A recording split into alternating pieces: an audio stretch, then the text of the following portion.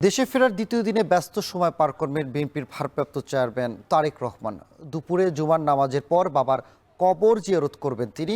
পরে জাতীয় স্মৃতিসৌধে মুক্তিযুদ্ধ বীর শহীদদের প্রতি শ্রদ্ধা নিবেদন করবেন তিনি।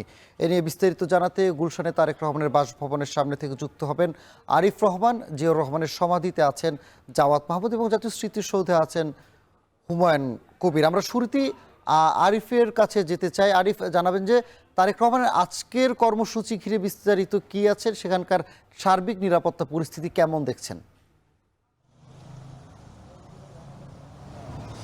সানি, গুলশান 2-এর এই যে 196 নম্বর যে বাড়িটি আমার পিছনে রয়েছে, সেই 96 নম্বর বাড়িতে প্রথমবারের মতো 17 বছর বেশি সময় পরে রাত কাটাচ্ছেন তারেক রহমান। ইতিমধ্যেই আমরা দেখতে পাচ্ছি বিভিন্ন জায়গা থেকে তার নেতাকর্মীরা এখানে আসছেন, ঘুরে দেখছেন, এক নজর তাদের প্রিয় নেতাকে দেখার জন্য তারা এখানে আসছেন।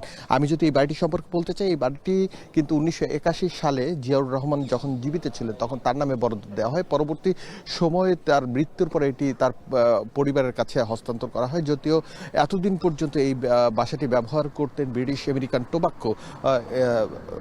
টোবাক্কো ব্যবহার করতেন এবং সরকার তরফ থেকে সেই ভাড়াটি নেওয়া হতো। যদিও এই জিয়া পরিবারের কাছে কিন্তু এই বাসাটি ছিল না, কিন্তু এই চলতি বছরে অন্তর্বর্তীকালীন সরকার ক্ষমতা আসার পরেই এই বাসাটি হস্তান্তর করে দেওয়া হয় কাগজে পত্রে জিয়া ফ্যামিলির হাতে। এরপরে যখন তারেক রহমান দেশে আসার গুঞ্জন তৈরি হয় তখন কিন্তু এই বাসাটিতে তিনি থাকবেন কি থাকবেন না তা নিয়ে যখন কথা হচ্ছিল তখন সরকারের পক্ষ থেকে এই বাসাটি তাদের কাছে হস্তান্তর করা হয়। এছাড়া আমরা দেখছি যে জুমার নামাজের পরে কিন্তু আমরা যে বিষয়টি জানতে পেরেছি, তিনি এখানে গুলশানের যে আজাদ মসজিদ রয়েছে সেখানে নামাজ পড়তে পারেন এমন কিছু তথ্য পাওয়া যাচ্ছে, যদিও এটি এখন পর্যন্ত নিশ্চিত নয়। এরপরে ওখান থেকে জিয়াউর রহমানের যেই মাজার রয়েছে সেখানে যাবেন, সেখানে গিয়ে জিয়াউর রহমানের কবর জিয়ারত করবেন তারেক রহমান। পরবর্তীতে তিনি সাভারে যাবেন।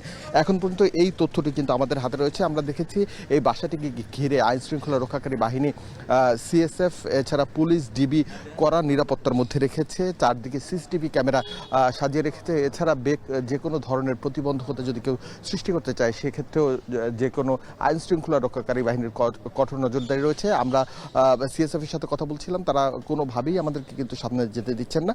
আমরা রাস্তার অপর দিক থেকে তাদের সাথে কথা বলে নিরাপত্তার যে বিষয়টি সেটি কিন্তু আমরা নিশ্চিত হয়েছি। এছাড়া এর দিক থেকে সামনে থেকে যান চলাচলের যে বিষয়টি সেটিও কিন্তু যথেষ্ট সীমিত করে রাখা হয়েছে। দুই দিকে দুটি চেকপোস্ট বসানো হয়েছে, যেখানে যদি সন্দেহভাজন কোনো গাড়ি দেখা হয় সেক্ষেত্রে সেটিকে কিন্তু পুলিশ তল্লাশি করছেন। আমরা এখন পর্যন্ত এই বিষয়টি দেখতে পেয়েছি। আপনি নিশ্চয়ই জানেন গতকালকে তারেক রহমান বাংলাদেশে ফেরার পরে প্রথমবারের মতো এয়ারপোর্টে বাংলাদেশের মাটি হাতে নিয়ে খালি পায়ে বাংলাদেশের মাটিতে হেঁটে যেই শপথ নিয়েছেন সেটি দেশে ফেরার তার যেই উচ্ছ্বাস, এছাড়া সাধারণ যেই নেতাকর্মী রয়েছে তাদের যেই স্বতঃস্ফূর্ত আশা এবং 300 ফিটের যে জুলাই এক্সপ্রেসওয়েতে তাদের যেই থাকা, সেই সব কিছু মিলিয়ে কিন্তু আমরা দেখেছি একটি অন্যরকম পরিবেশ তৈরি হয়েছে। এবং সামনে ত্রয়োদশ জাতীয় সংসদ নির্বাচন, এই সংসদ নির্বাচনকে ঘিরে তারেক রহমানের আসা না আসার যে প্রতিবন্ধকতা সেটি কিন্তু কেটে গেছে। তারেক রহমান 17 বছর বেশি সময় পর বাংলাদেশে।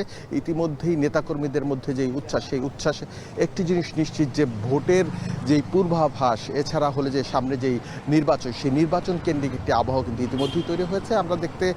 আমরা আপনাকে জানাবো তারেক রহমান দুপুরের পরে কিন্তু জিয়ার মাজারের উদ্দেশ্যে রওনা হবেন এবং সেখানে গিয়ে তিনি কবর জিয়ারত করবেন। পরবর্তীতে তিনি স্মৃতিসৌধে যাবেন শ্রদ্ধা জানানোর জন্য। সানি, এবার জিয়াউর রহমানের সমাধিস্থলে যেতে চাই, সেখানে আছেন সহকর্মী জাওয়াত মাহমুদ। জাওয়াত, জানাবেন যে জিয়াউর রহমান সমাধিস্থলের নিরাপত্তা ব্যবস্থা কেমন, নেতাকর্মীরা কেউ এসেছেন কিনা?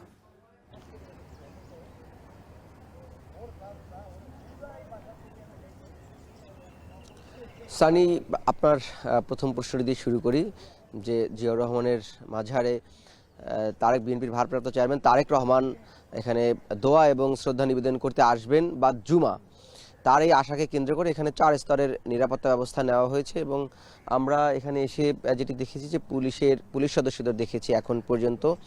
পুলিশ সদস্য ছাড়াও অন্যান্য আইন শৃঙ্খলা বাহিনীর সদস্যরা মিলে 4 স্তরের একটি নিরাপত্তা ব্যবস্থা এখানে নেওয়া হয়েছে।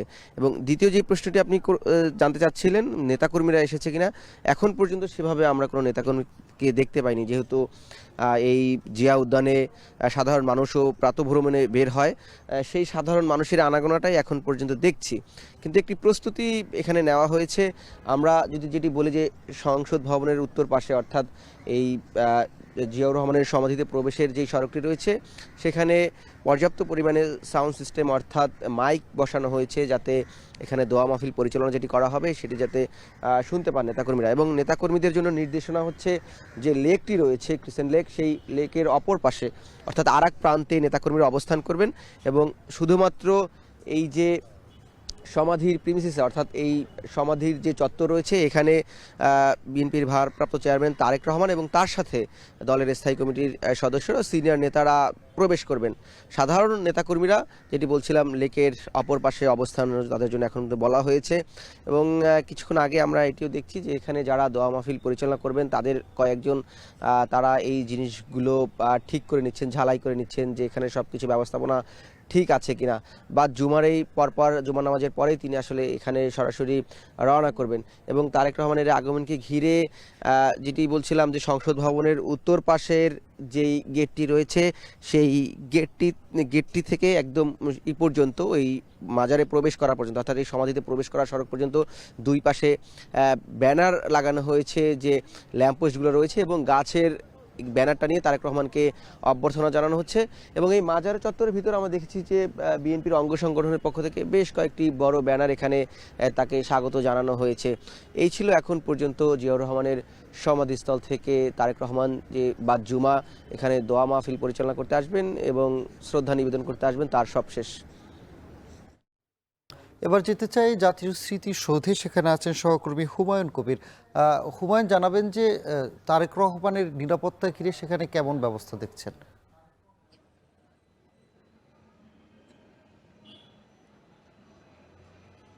সানি, আপনি যারা জানেন যে ৬,৩১৪ দিন পর কিন্তু বিএনপির ভারপ্রাপ্ত চেয়ারম্যান তারেক রহমান গতকালই একটি মহা প্রত্যাবর্তন ঘটেছেন। ৩০০ ফুটে তাকে সংবর্ধনা দেওয়া হয়েছে। তারপর কিন্তু তিনি ধারাবাহিক কর্মসূচির অংশ হিসেবে আজকে স্মৃতিসৌধে আসার কথা রয়েছে। যদিও জুমার নামাজের পর প্রয়াত রাষ্ট্রপতি শহীদ জিয়াউর রহমানের মাজার জিয়ারত শেষে তিনি স্মৃতিসৌধে আসবেন। সেই লক্ষ্যে কিন্তু আমিনবাজার থেকে শুরু করে স্মৃতিসৌধ পর্যন্ত প্রায় ২৩ কিলোমিটার এলাকা নিরাপত্তার চাদরে ঢেকে দেওয়া হয়েছে। আইন শৃঙ্খলা বাহিনীর পক্ষ থেকে বলা হয়েছে প্রায় ১,৫০০ সদস্য পোশাকে এবং সাদা পোশাকে তারা কিন্তু দায়িত্ব পালন করছেন এবং স্মৃতিসৌধে কিন্তু তিনি প্রয়াত রাষ্ট্রপতি জিয়াউর রহমানের মাজার জিয়ারত শেষেই কিন্তু আসার কথা রয়েছে। সেই কারণে কিন্তু আজকে কোনো রকম পূর্ব ঘোষণা ছাড়াই কিন্তু স্মৃতিসৌধে দর্শনার্থীদের প্রবেশে নিষেধাজ্ঞা দেওয়া হয়েছে। আইন শৃঙ্খলা বাহিনী কিন্তু স্মৃতিসৌধের যেই মূল ফটক থেকে শুরু করে ভেতরের যে অংশ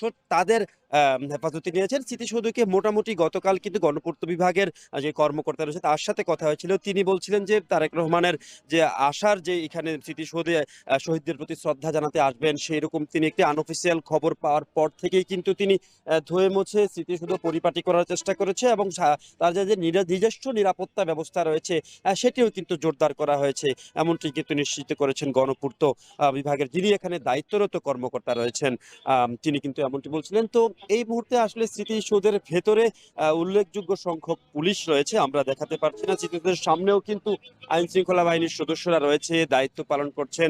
সার্বিক নিরাপত্তা নিশ্চিতে আসলে সর্বোচ্চ ভূমিকা কিন্তু তারা রাখছেন। বলছেন এত বছর পর তারেক রহমান আসবেন, তার নিরাপত্তা নিশ্চিত তারা সর্বোচ্চ সতর্ক অবস্থায় রয়েছেন। পাশাপাশি সাভার, ধামরাই, আশুলিয়া এই অঞ্চলের বিএনপির নেতাকর্মীরা তারা কিন্তু বেশ উচ্ছ্বসিত। বিএনপি সহ অঙ্গ সংগঠনের নেতাকর্মী যারা রয়েছে তারা কিন্তু সর্বোচ্চ প্রস্তুতি নিয়েছে।